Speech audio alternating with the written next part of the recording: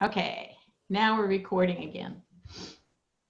So Michael, take it away. Well, welcome, and I think we'll cover 4 things in a workshop. And Fly's doing a little bit of trial and error on your part, so you get a chance to try a couple of things out and explore around.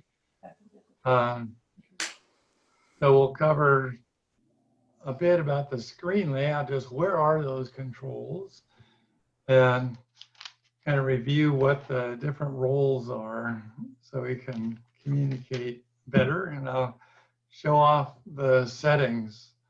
That's the areas where you can set defaults for your meetings, and we'll contrast, where some of those settings are, because they're not all in the same place. And Zoom has like 80 different settings, most of which we don't usually care about, but you never know. Some can come in handy. We're not going over all of them, but a couple of key ones. And I want to give you a chance to try out the rooms. If I can get that going. We had it set up for the president login, but not the host. So Barbara, your co-host. One of your things that you can do as host is make me the host. Make you the host instead of co-host? Yeah. Okay.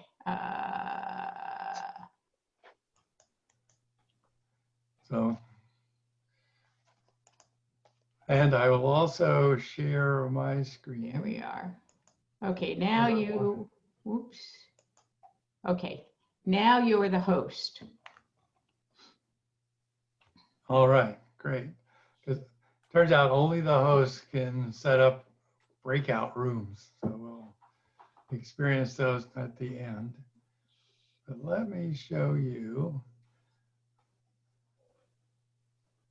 a couple of different things that we talk about, and sometimes we'll be saying where these settings are or what to do, and different people will see different things depending on a couple of things. One is, if you're using a computer, then you have a chance to have the desktop client, and what you're seeing right here is the screen you get when you sign in on the desktop client. But that's not the only way that you can participate in a Zoom meeting. And I've run into it in coaching people on Zoom, is that they join Zoom by going to zoom.us in their browser. So here's a screen of a login on the Zoom browser, and you can see join a meeting is something you can do. This is just Chrome that you would use for Google or whatever. But if you go to zoom.us, which is their site, and I'll caution you that zoom.com has no relation to this, so don't go to zoom.com. But when you're in here, you could join a meeting, and you don't need to have that this client on your computer at all. But what you can do in a meeting is more limited if you just go with the browser. So why would you care about this? What's a client, Michael? A client is a kind of program. So in this case, this is a computer program that enables you to participate in Zoom meetings, to set them up or to join. And you can see there's 4 different tabs, they call them, or just areas. The 2 that we would have the most to do with is this one where you can schedule meetings. And click a plus here, you can schedule a meeting. They try to integrate with Google and with Outlook, so that makes it more convenient. But if we wanted to create a meeting, this is one place you can do it. And this is the home screen. So and Michael, you're at zoom.us versus zoom.com right now, right? Yes. Yeah, zoom.com has nothing to do with the company that does the video conferencing that we're interested in. So what about the meetings on Wednesday morning? Are we using zoom.com or zoom.us? Well, Zoom.us is the source of the program that we use. But once you're at, let's go down here. I didn't Their understand home that page. answer. So if you go to just Zoom.us, and if you've never done Zoom before, then this is one place. If you go to resources, you can download Zoom client. So this is one place you can get the program that enables you to participate in Zoom meetings. Excuse me, Michael. Yeah. Can I just ask real quick? Is what you're talking about the paid version of Zoom, or if we want to have our own meetings and use the free version? Oh, this covers both of those, but that's a good question because I wanted to talk about, the different roles, and one of them is a participant. That's just someone who joins the meeting. And you can do that when somebody sends you an invitation. Which is what we're doing right now. Yes, everyone Okay. else is a participant here, except I'm a host at this Right. stage. The host is someone who sets up the meeting and invites other people to join it. And we'll go into the distinction between if you're hosting a meeting and you have a licensed version of Zoom versus an unlicensed one. How's that different? Let me finish this little list of roles. There's co-host, which is somebody who help a host. You can only be designated a co-host when you're in a meeting. So you get kind of promoted from participant to co-host. And that's something Barbara does at our meetings. So she can have help with muting everybody or unmuting everybody, that sort of thing. There's another role called alternate host that you can have that allows the difference between an alternate host and a co-host is the alternate host can start a meeting. So usually only the host can. Mhm.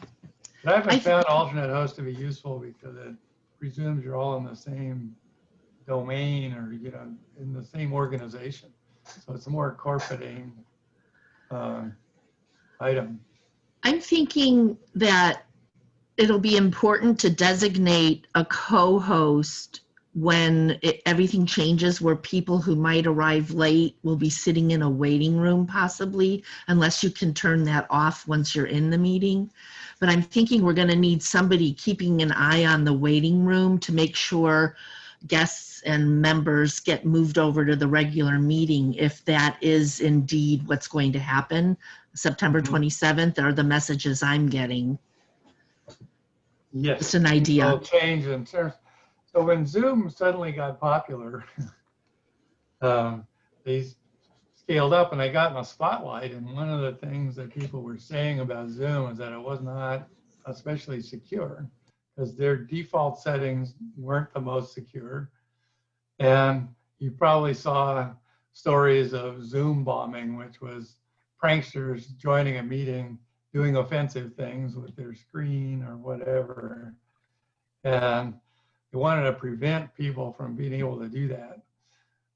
At this point, they've made a bunch of changes and they've announced that they're going to make a change to the host, what they can do when they're setting up meetings, where you're going to have to either have everyone go in a waiting room or have a passcode.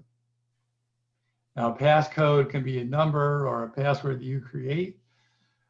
And it can be embedded in the link that you send out when you invite people to a Zoom meeting. But it makes it harder for unauthorized participants to show up in your meeting and possibly disrupt it. So that's coming September 27th. Up until now, you could turn off both passcodes and the waiting room as we have. When you join in the mornings on Wednesday mornings, we don't go through either of those steps, but pretty soon they'll be required to have at least one of those working. Let me loop back here a little bit. So we talked about the participants, and as Jerry mentioned, there's two kinds of accounts. There's something they call the basic account, which is free for everyone. And then there's what they call licensed accounts. You pay a couple $100 a year and you have a licensed account. And what that enables you to do, if you pay the bucks, then you can have meetings, video meetings of unlimited duration for as many participants as your license level allows. In our club's case, we have the basic license and it allows up to 100 participants. If you give them a suitable bribe, you can have more people participate. There's different kinds of meetings, but this is a regular Zoom meeting is what we're using. And by regular Zoom meeting, I mean all the participants can talk if they want. So in Zoom webinars, not everybody that can see and hear the presentations can also talk. So they distinguish between a participant that is sort of permanently muted and a panelist, which is someone who can participate in the meeting and be heard by the rest of the people in there. That it's an add-on and it costs more money, and we don't have the need right now. But back to the free account for a moment. I'm just saying with a free account, if you just have one other person in the meeting, you have unlimited duration, just like anybody else. But if you have 2 or more people as participants, then at 30 minutes, you get a notice that you have 10 minutes left to your meeting. And at 40 minutes, that meeting is terminated by the server. You can go right back in and start a new meeting and join it. But it does interrupt. And so that's the advantage of the paid accounts, and it's kind of your incentive is that you can have uninterrupted meetings that last more than 40 minutes. So that's the distinction there. Otherwise, they work the same. So for that first 30 minutes, whether you have a free account or not, it doesn't matter. So any questions on roles or the difference between the meetings? All righty then. I learned something a couple days ago. I accidentally deleted one of my recurring meetings. And I thought I was going to have to put the word out of a whole new link and address. And then I found something called history, and I was able to undelete my meeting. So like anything, I think we learn these things by actually just jumping in and, experience. But I was very relieved I didn't have to tell everybody about a whole new link, and I was able to recover my meeting that I accidentally deleted. So that was cool.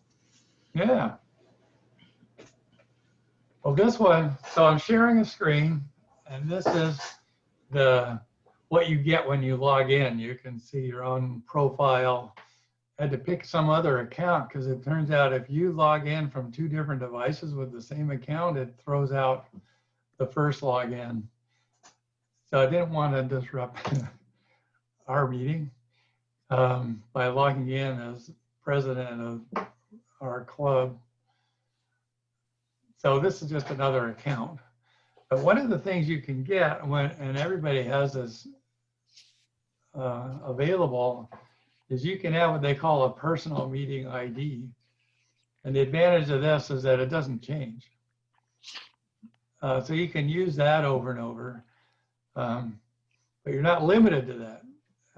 So that's just one of the things, and a feature of it, and people can remember the meeting ID or make a note of it if you use the same one over and over. Michael, the obvious danger of that, of course, if you schedule 2 meetings too close to each other, one guy jumps in on the other guy, and that's happened to me. Yeah, if you log in using the same login, then it's going to bump them out as a host. Just logs them out. But I just want to kind of give you the quick tour here of settings. So if you look on the left, the fourth item down is the settings, and it turns out that they have like about 80 settings in here. It goes on, but this is where, as a host, you can turn off waiting room. So a lot of these settings really relate to you as someone who starts a meeting, someone who's going to be the host. Participants have different settings, and I'm going to wind up with that. I'll just show a few of these things. So waiting rooms is something you can turn on or off, and requiring a passcode is something you can turn on or off. So in this account, the passcode is turned on. So when this one creates a meeting, it's going to generate a passcode. You also have the chance to just set up a code that stays the same and doesn't change. That's handy for people who join. If you join from like an iPhone or a Samsung or another smartphone, you can just dial in. You don't have to use Zoom, but it's going to ask you for a passcode if there is one. So that's something to kind of watch out for.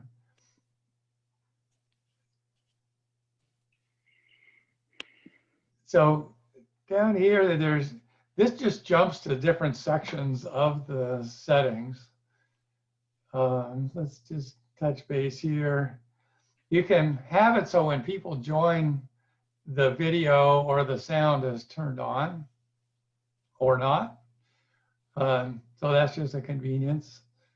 There's other defaults. So this is what this section, this is why you would log in to zoom.us, is using your account, login, and password to get at these settings and set them up the way you want. And the basic ones, this is another feature for security, and I do medical stuff, so I set up meetings for doctors, and they need the encryption for everything, for everyone that participates. You can see you can turn off chat, you can turn off or turn on file transfer is something you can do during meetings. And you can, in this case, this account, if it sets up a meeting, it can't really designate anyone as a co-host because this setting's not turned on. So normally they would turn that on.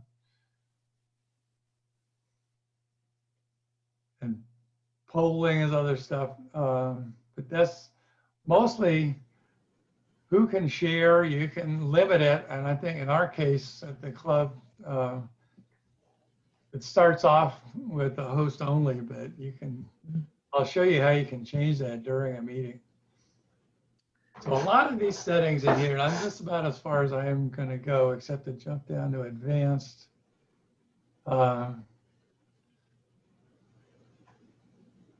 You can turn on breakout rooms. So in here, this little setting wasn't set for us before, but now we're going to try out breakout rooms. So this is where you control whether you have them. So if you've been setting up meetings in Zoom and you look down at your toolbar as the host, you won't see anything about breakout rooms unless this is turned on. And it turns out if you turn this on, and then you want to turn on this other feature, is remote support, something I do a lot. If you turn it on, it says, it turns off the breakout rooms. So they're mutually exclusive settings. So there's a few things like that where one setting prevents another one. Mm. So that's enough about that, I think, unless you have questions. Michael, I have a question that maybe we can take offline, and I have time to make it work, but I was in a meeting where I had the privilege to share my screen, and I played a video which could be seen, but there was the sound wasn't coming through, even though the audio was active. So that's something I need to figure out in the next month. Great. Yeah. I'm Linda? familiar with how that works. Yeah. I have one Zoom meeting. I'm on a committee here where I live, and they won't activate the computer. We have to call in because they feel it's a better sound. So we all connect on our computer, but we have to then also call in on Interesting. our phone. Like, they don't give us the option to let the computer, Yeah. the audio. Yeah. So you don't get the feedback with the telephone, in other words. Oh, well, unless there's two of us in the same room. That's right. Oh, no. Yeah. Anyhow, just a little sidebar. Okay. Yeah, I'll show you about that. But first I wanted to show you a little bit about this settings beast here. This is one way to get the settings when you've logged in on your desktop program, and this assumes you're using a computer. If you're going to use iPad or other Android pad or an iPhone, then the settings are in a different place. But you can see a lot of the settings are listed here, but this is all aimed at you as a participant. These are choices you get to control. The general one, look at that, they decided to be more diverse, so your reaction skin tone can be set to anything you want. But in video, you can set the dimensions of the screen. So if it's what they call original ratio, that's the kind of the old-fashioned thing. It's like in PowerPoint, where you have a choice of widescreen or not, and it affects the layout. It's kind of like that. You can control whether it uses HD. So HD is just high definition, and it uses more bandwidth. So if bandwidth is a problem, you could turn that off. And down here, there's usually below the, where you can see the settings, it has display up to 49 participants per screen. And if that's not checked, you're limited to 25. So like in a case of our club, when there's 30 people on the call, you can't see all 30 of them unless you check this box. But it turns out, especially with IMAX, it'll let you check this box, because their client on the Mac doesn't handle more than 25 participants in a shot. You can still scroll, you can see them all, but not all at once. So that setting is there, should you want, and once you check it, it'll remember that. So just something that might enhance your viewing of our Rotary Club meetings. The audio, there's not as much to control here, but it does help you troubleshoot if need be. I wanted to get the share screen things. And here, it just mentioned the side-by-side mode, and that puts your participant list next to the Zoom meeting. And if it's not checked, then it's this kind of floating box that's harder to see. I just wanted to point out, there's one way to get the settings is right here on this screen. You don't have to be in a meeting to see those settings, and that's what will be in effect the next time you join a meeting. I'm gonna do one more and then we'll start having more fun here. Let's see, where's my meeting? Okay. So this is another area where you can get the settings. Oh yeah, I think we mentioned this one time in our briefing, but this is an area where you can get the details of the meeting ID and the link. You can copy it. And if there were a passcode, it would list the passcode here. So when somebody wants to join the meeting and they call you up, I can't get in, all the information they need would be in this. So so you can read it to them or help them get in a meeting. So just something to know. In that upper left corner, there's that thing you can click. Information. And this is another place where it just pops up and it defaults to the statistics area and it shows the quality of your connection. Mostly only geeks want to see that. But here's where it's going to be more important for you to be able to get in, because these settings are things that can change while you're in a meeting. So if you're trying to talk and it's not picking up your voice, then you can switch. Sometimes people have microphones they plug in, or they might have more than one. Like if you have a headset with a boom, it may not be using that if your webcam has a microphone built in. And this is one that kind of goes back to what Linda was talking about. You can switch to phone, or maybe it was Kathy, but you can switch to phone audio. And sometimes your computer audio is not working that well. And if you call in, you're using the telephone system. And in this case, you just pop this up and it gives you the phone number, and it also has the meeting ID. But if you use your phone to join the audio part of the meeting, it's going to ask you for the meeting ID, and you need to be able to plug it in. So if you're in the meeting already and you want to switch to phone to get better audio quality, this is one way to do it. Michael, Yes. something I ran into just last night that I struggled with, going into that changing the audio.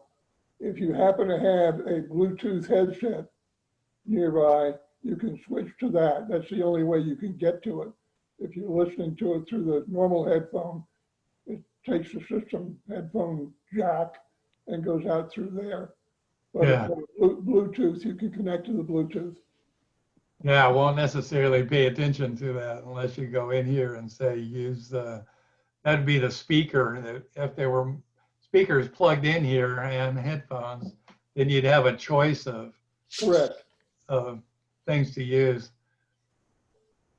And likewise, let's see, there's no camera on this one, so there's a similar up caret when there's a video camera plugged in, and you can fiddle with the settings in there, and that's what I'm going to have everybody do in a moment. So I've remoted on to, I'm sharing a screen from a different computer, and that one doesn't have all the settings. You know, if I were smarter, I'd be using a laptop as my other participant, but I wasn't that clever this morning, so we'll just have you look at those settings on your own screen. So if you're using a computer, then you have this, and even on a smartphone or a tablet, the settings are in there somewhere. You just have to find them. And I'm going to show you something also. If you're sharing a screen, what happens to all these tools is they move up to the top of your screen. So if you're used to finding, you know, the chat box or the share screen or whatever control down here at the bottom, and then you switch it,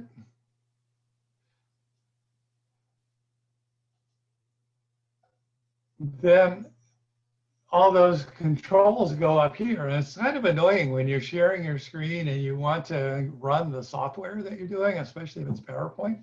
All the controls for PowerPoint are at the top of the screen. So you can move this around, but the other thing you can do is just hide the floating meeting controls.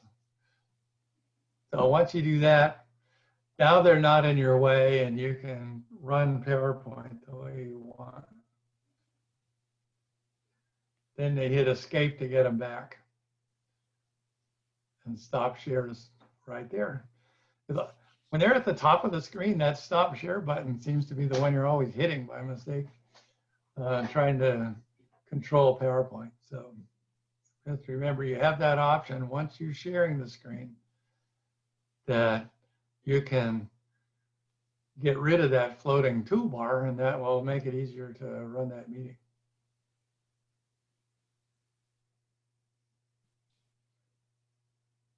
Okay, so let's stop sharing for the moment.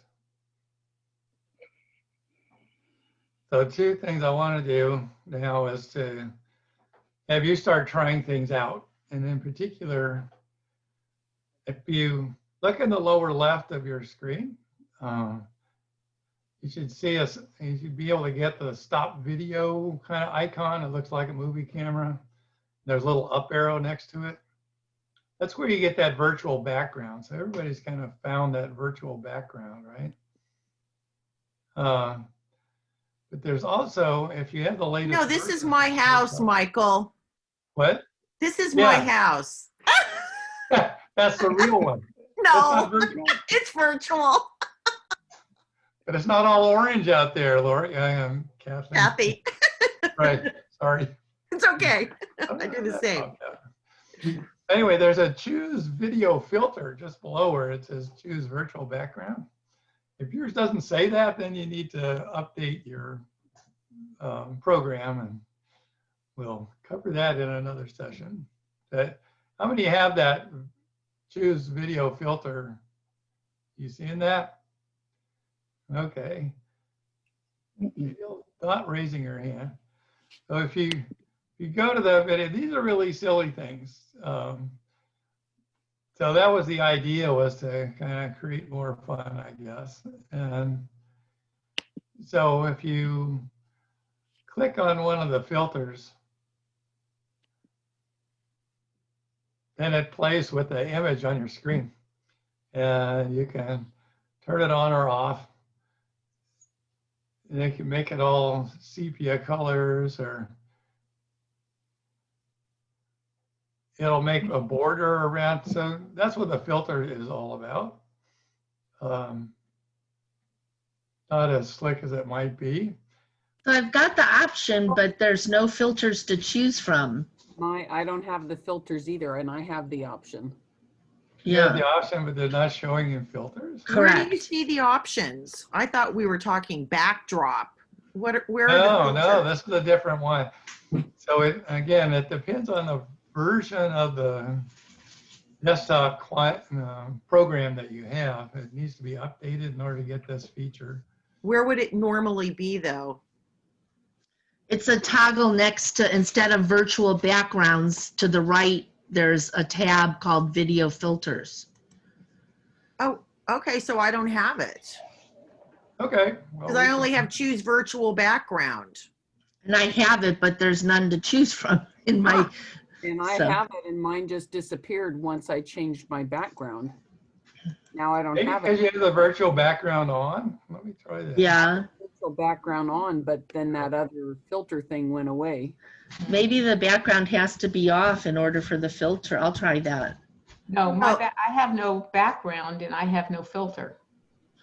Let me shut off my background and see if the filter populates. Linda, your picture is hilarious both. behind you. Oh my gosh. That's Michael McLaughlin from my mess up meeting. How do you turn it off now? Because mine, I'm having a hard time with that. I like So Wayne. those are things you can do during a meeting too. As you can see, I put my background on and tried to, so anyway, it's just fun. Dale's got something going. Oh, Meant to be fun, but yeah, this is where Dale, I would you're on like mute. to be able to show you more directly. But that's one thing about sharing your screen. It won't show you the Zoom controls. Zoom's smart enough to say you probably want to share something else, and it can nest. It will do a loop if you share your screen, and that anyway. They were trying to prevent that. But if you click that pop-up where you went to choose virtual background, at the bottom it says video settings. mm-mm. And that basically pops up that same settings area that you got that I showed you before, but it's all preset to go to the video. Just wanted to mention that. It's another way to get in there, and it's a chance to tweak your participation at a meeting. Now with share screen, that's that green button everybody who's shared anything learned to look for. But if you click on that share screen button, it'll pop up a bunch of choices. If there's on my screen, it shows screen 1. I have 2 monitors, so there's a screen 2. But each program that you have running is also something you can single out and just share that. Yeah. But I want to draw your attention down to the bottom of this little pop-up, and it says optimize screen sharing for video clip. So Michael, I Yeah. get the pop-up that says host disabled participant screen sharing. How can that be? Me too. Because it, Yep, I get that too. Oh, all right. So that, as a host, there's another tool on that toolbar called security, and you can change that setting. So by default, the way we have it set up on zoom.us, screen sharing is not allowed except for the host. So I just changed that though. There's a little checkbox there. And so now you should be able to see that pop up for screen sharing. Do you? Am I getting a yes? I'm not hearing Yes. anything. Yes. Oh, okay. It says desktop 1, whiteboard, iPhone, AirPlay, iPhone pad, cable, mail, unknown. And then down at the bottom, it should say share computer sound, and next to it is optimized screen sharing for video clip. Right, and then plus share at the far right. yep. Yeah, so don't click the share one because then you'd be trying to share your screen. But Are you if under the click share that screen checkbox- tab? I'm looping back. Somebody Yes. was saying about they shared a video, but there was no sound. If you click that optimize, it's going to also check that share computer sound piece. But if you're sharing a video and you've telephoned into that meeting, it's not going to share the sound. Not going to happen. But most of the time you're in there on your computer using computer sound. And this will make sure that if you're showing a video, that people can hear the sound with that video.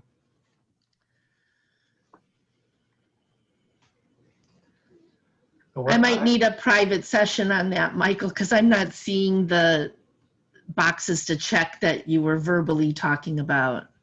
Okay, great. I'll be happy Okay. to do that. That's Thank you. another- Linda, did you hit the share screen at the very bottom of the computer? Like mute, stop video, participants, chat, share Yeah, screen. I see, So hit the share screen. I did that and I see lots of different windows I can And you have share. the same as all of us. You're Okay. good. You're Oh, good. and there's share computer sound, not checked. Yeah, I you're see good. that. Okay, You're good. thank you. Welcome. Good job. It's another thing is sharing tips on how to make these things happen. It's a good thing. So we need to wrap up, and I wanted to do that with is trying out the breakout rooms. This is something that we've talked about doing with our meetings. And so as a host, I can create breakout rooms. So I can say how many rooms and whether I manually assign people or not. So I've got the option to do it automatically. So it'll just throw you into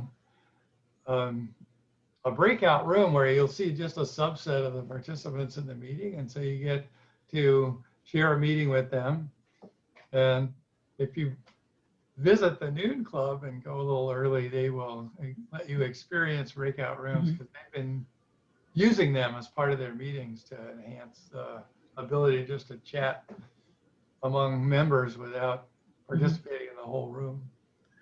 Yeah, we found that Yeah, helpful click. in my BNI. What was happening is a lot of our normal members would get rambunctious and maybe a little off color, and we didn't want our guests to have that experience. So we made a breakout room for our guests, and I'm a pre-meeting host, and then we go to the regular meeting in time, you know, but it's pretty slick. You just join and leave, and you get back where you need to be. So yeah.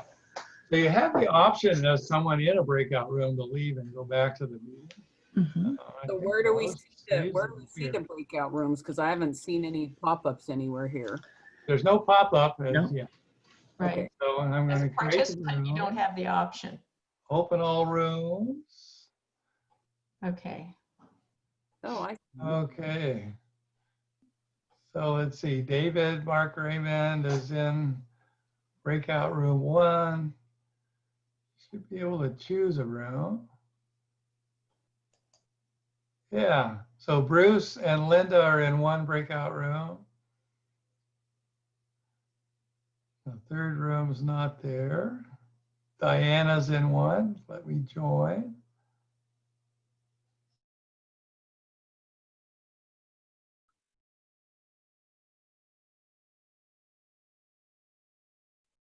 Is anyone there?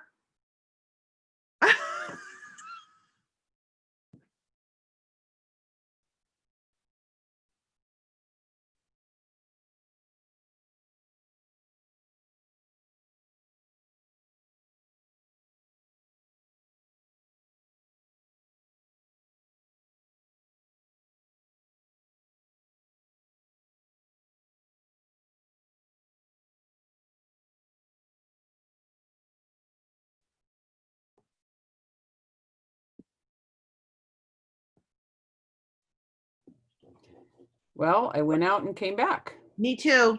Yeah, we're back. And I was worried because I couldn't see anybody. No more in the timeout room. Yeah. So for the virtual backgrounds, I mean, I really liked the thing that Wayne had up. I think Kathy's great. You know, how do you get, other than the planet from Mars and Gail, I'll send you some of my favorite pictures for backdrops. And then when you're in Zoom, you just keep it on your desktop, name them, and then choose virtual background, and you can just add them and then choose what virtual background you want. I'll email you some pictures today. I was gonna say, can you just use pictures from your own picture file? Yeah, that's how you do it. Yep. Well, There okay, you go. that's okay. Yep. I'll figure that one out then. Okay. Thank you though. You're welcome. David, you're muted. You're yapping, but you're muted. Who I is? really like range. I Me? would be able to. David is yapping, but he's muted. Maybe that's a good thing, David. Could be. You know, it heard me and said, seriously, you're yapping. I was muted too. I don't know. Both Barbara and Diana. I have a We've all question. done it. Michael? So that's your tour for the day. Yes. Oh, Thank you, I have a Michael. That question. was great. Michael, may I ask you a question? Yes. How do you present a live panel in your Zoom meeting? Let's say there's 6 people on a panel. Do you need a extra camera to do that, or have you ever tried to do that? Well, that's a feature of the Zoom webinar software, is you can designate people to be panelists, and you can add people from the audience to the panel if you want, which means they can speak and be heard by everyone in the meeting, or demote somebody who's on the panel to participant. So that's an add-on that is something that's available. You can also, I mean, there's other frills, like you can live stream a Zoom meeting, which of course people on the live stream don't get to say anything, but they could all be watching. So it'd be kind of like a fishbowl, in a bigger meeting where a group of people are talking and others can watch, but they can't. My question is, let's say there's 6 people in one room together Yeah, with the host. yes. Can that be shown on the screen as one picture? Yeah, it depends on your camera. You'd have to get back further from the camera than you are now, for example, in order to show everybody in the room. So you would be Probably holding, want a speakerphone that helps. you would use an iPad that was held by somebody in the room? Well, that's one way to do it, yeah. Or a video I have camera? a separate webcam that's not built into my computer, so it makes it more feasible. Okay. But yeah, you just need more distance in order to include everybody in the group. And that you can do in a standard meeting. You're not limited to one person per connection to Zoom. If there's more people in the room with you, they're all in the room. Yeah, the danger is that if they're all too far away from the microphone, then you can't hear what they might be saying. Right. That's why speakerphone is a good tool if you're going to do that very often, or have a handheld mic that you plug in to the computer and can pass around to participants. Or if you get real fancy, then you'll have someone with a Then you mixer need board. the AV crew. Yeah.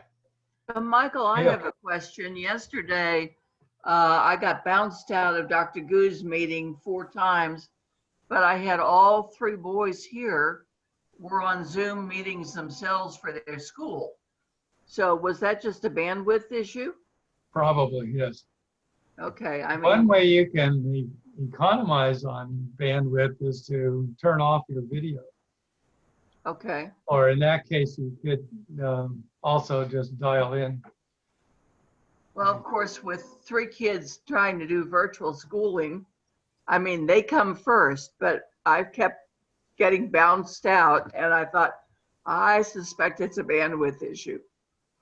Yeah, good suspicion. I've also heard of the volume on the audio would go down and then back up mysteriously. Not sure what that is, but it might be an artifact of Zoom. Right.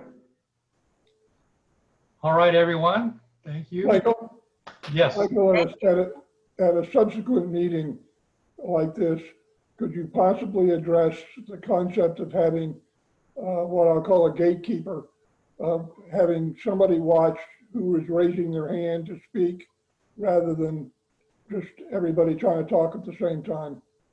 That worked very well with our RI director meeting, where she had about 150 people on it. And there was virtually no overlap because somebody other than her was watching the whole screen, and you had the raise hand feature, and then they would call on you, and then you would know that your turn to talk. You might want to think about how you could present that. I don't think we're at a stage right now where we have that many people, but it can get rather annoying when people are talking over the top of one another. Yeah, there is a feature of raising a hand that we could maybe turn on. Right. And what I find is when I'm hosting and sharing the screen, I have my share screen in the middle, and then I only get one strip over here of a few of them. So if somebody has raised their hand or something, I don't know it because I can't see. So what I do in the meetings is as soon as I see Michael, I make Michael my co-host so that he can do some of these technical things while I'm in the middle of doing the meeting. So that might be something where we can figure something out. Yeah. Yeah. And does he message you or something to let you know that there's somebody to call on? How do you do that? Well, you can go in a chat, but I find when I'm presenting that I pay no attention to what the chat says until somebody says I did something in chat. Yeah, you know, So you're caught up co-host running the that meeting. speaks up and says there's a question or so-and-so wants to be recognized. Yeah, I'd just like to chime in on some of this. Our church has tried for the last 3 Sundays to hold church services virtually.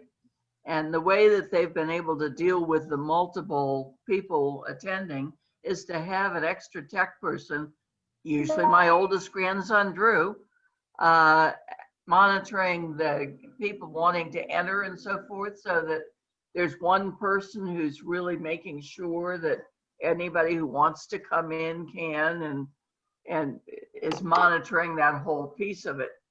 And that seems to work quite well for what it's worth, just because then nobody else has to focus on that element.